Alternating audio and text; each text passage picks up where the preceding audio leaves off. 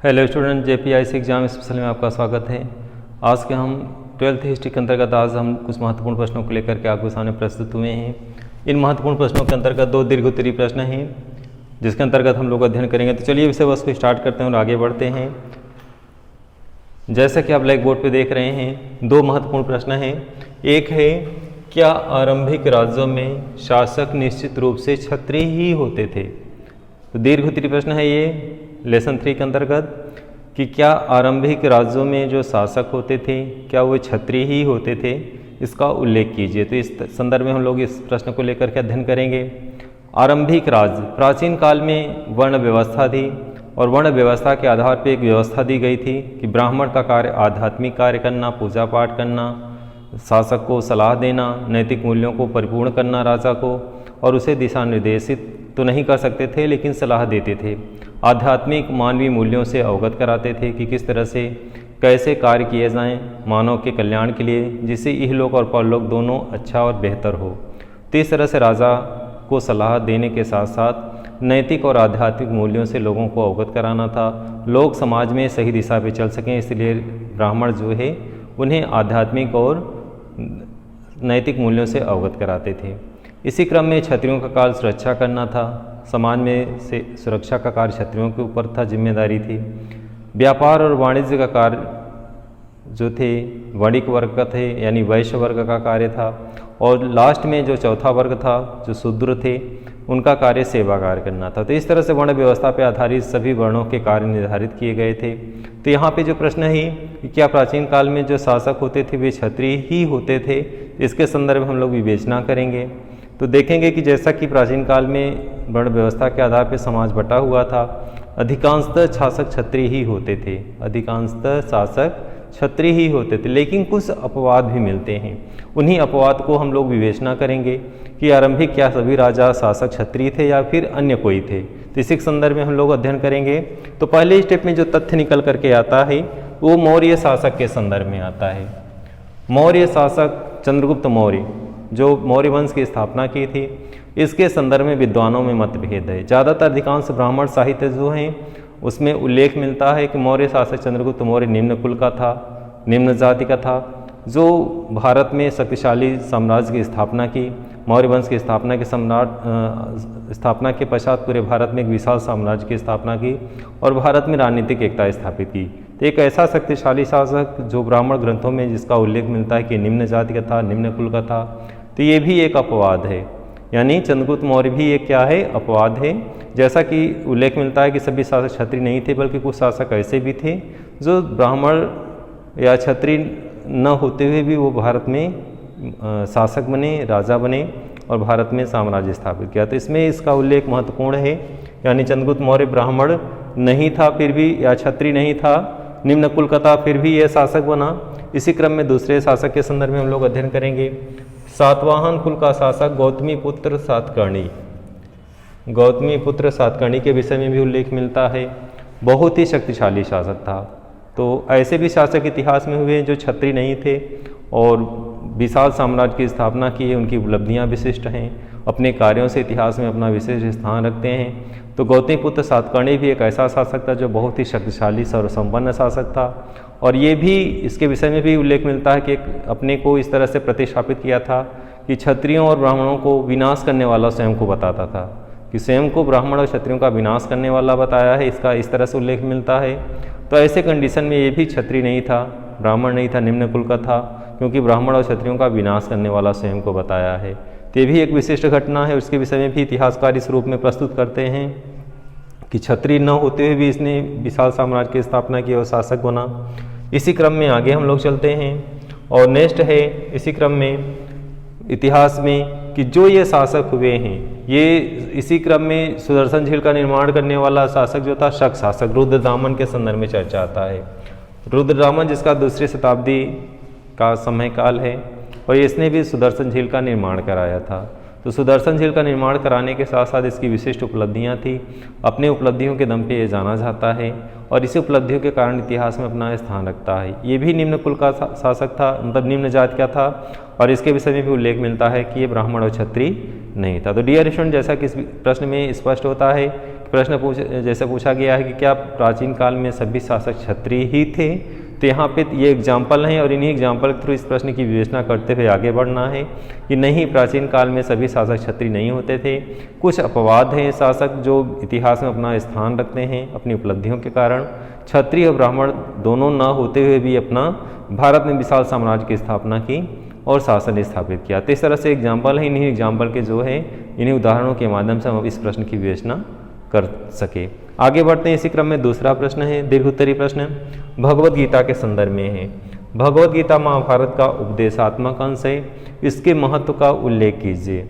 भगवत गीता महाभारत का उपदेशात्मक अंश है, इसके विषय में उल्लेख कीजिए। तो जैसा कि स्पष्ट है, भगवत गीता महाभारत का महत्वपूर्ण उपदेशात्मक अंश के रूप में जाना जाता है। भगवत गीता जो महाभारत का ही पार्ट है और इसी को उपदेशात्मक अंश के रूप में स्थापित किया गया है, यानी उस उपदेशात्मक अंश के अंतर्गत ये भगवत गीता आता है। महाभारत का एक उपदेशात्मक अंश है और इसमें मानव जीवन से संबंधित मूल्यपरक बातों का उल्लेख किया गया है।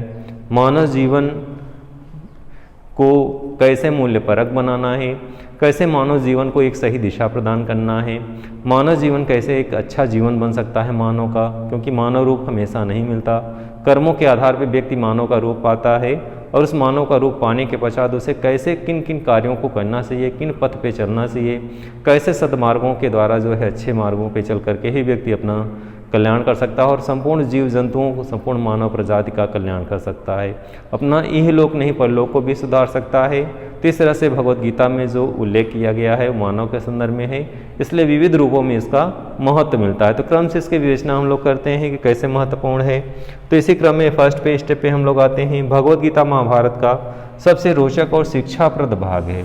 जैसा कि आप जानते हैं, हर आध्यात्मिक रचनाएँ जो होती हैं, धार्मिक रचनाएँ जो होती हैं, वो केवल ईश्वर की ही बातें नहीं करती, कुछ हमें शिक्षा भी प्रदान करती हैं और उन शिक्षाओं के माध्यम से हम अपने जीवन को संवार सकते हैं, अपने जीवन में सुधार ला सकते हैं, अपने जीवन में परिवर्तन ला सकते हैं। तो इसी क्रम में भगवत गीता भी एक महत्वपूर्ण रचना है और इसमें भी जो चूँकि उपदेशात्मक अंश है, तो यह हमें मानव जीवन को क्या प्रदान करता है, शिक्षा प्रदान करता है कि किस तरह से मानव जीवन को निर्वाह से संबंधित जो बातें बताई गई हैं, इन शिक्षाओं के माध्यम से व्यक्ति जीवन को बहुत ही अच्छे मार्गों पे ले जा सकता है, अपने को बेहतर बना सकता है। इस मानव जीवन को जो पाया हुआ है व्यक्ति, इसे कैसे बेहतर बनाया जा सकता है, तो ये हमें शिक्षा प्रदान करती है और इन शिक्षाओं के माध्यम से, इन उपदेशों के माध्यम से हम अपने आप को कितना बेहतर बना सकते हैं, ये मानव जीवन कैसे बेहतर बन सकता है, इसी के संदर्भ में हमें इससे ज्ञान प्राप्त होता है। तो इसके संदर्भ में आगे हम लोग बढ़ेंगे कि कैसे इन शिक्षाप्रद बातें कही गई हैं, क्या क्या चीज़ें इसमें उल्लेख किया गया है, इनके संदर्भ में हम लोग अध्ययन करेंगे। तो इस तरह से भगवत गीता में जो महाभारत में जो उल्लेख किया गया है कि जीवन को कैसे बेहतर बनाया जा सके, कैसे मूल्यपरक बनाया जा सके, तो इस तरह से इसमें जो मुख्य अंश निकल के आया कि व्यक्ति को क्या करना चाहिए, क्या अच्छे मार्ग हैं, क्या बुरे मार्ग हैं, किन मार्गों पे चलने से हमें जो है अंधकार जैसे होता है, उसी तरह से हमारे गलत रास्ते जो होते हैं, गलत मार्ग जो होते हैं, वो हमें गलत रास्ते पे ले जाते हैं। ऐसी स्थिति में व्यक्ति को विचार करना चाहिए कि हम सही मार्ग पे चलें, सदमार्ग पे चलें। तो इस तरह से बहुत सारी घटनाएं महाभारत के अंश में उल्लेख किया गया है और उन घटनाओं से हमें शिक्षा मिलती है। अगर वे घटनाएँ जैसे कौरव पांडव के संदर्भ में बहुत सारी घटनाएं उसमें उल्लेख किया गया है, तो अगर वे घटनाएं व्यक्ति को उस समय के परिप्रेक्ष्य में जब उन्हें उसका गलत परिणाम भुगतना पड़ा, जिस संदर्भ में उन्होंने कार्य किया, तो उन घटनाओं से हमें सीख लेना से कैसे घटनाओं का फिर से जो है दोहराया ना जा सके और उन घटनाओं से हमें सीखना चाहिए कैसी घटनाओं के संदर्भ में हमें स्वयं वो घटना फिर से जो है ना दोहराएं, उन घटनाओं से दूर रहें, ऐसी घटनाओं से जिससे हमारे जीवन जो है नर्क बन सकता है। तो हमें एक प्रकार से शिक्षा प्रदान करती हैं कैसे कार्यों से दूर रहें। इसी क्रम में आगे बढ़ते हैं। ईश्वर की भक्ति में विश्वास रखना, यानी इस उपदेशात्मक अंश में हमें जो स्पष्ट उल्लेख किया गया है कि ईश्वर भक्ति में विश्वास करना चाहिए। परमात्मा जो ईश्वर है वे मानव जीवन के कल्याण के लिए, मानव जीवन को धारक है, वो परम पिता परमेश्वर वही सब कुछ करता धरता है।